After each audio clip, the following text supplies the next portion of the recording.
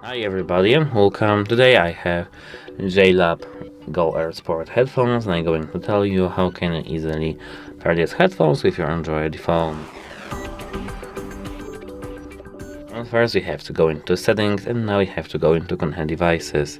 Here we have to tap pair new device. Now we have to open our case lid and take our both headphones from our case lid. Now if we are in contact with our previous phone, our headphones are automatically in our pairing mode. We just have to wait a moment. As you can see, JLab Go Air Sport, we have to tap on them. And now we are pairing with our headphones. Now we have to tap pair.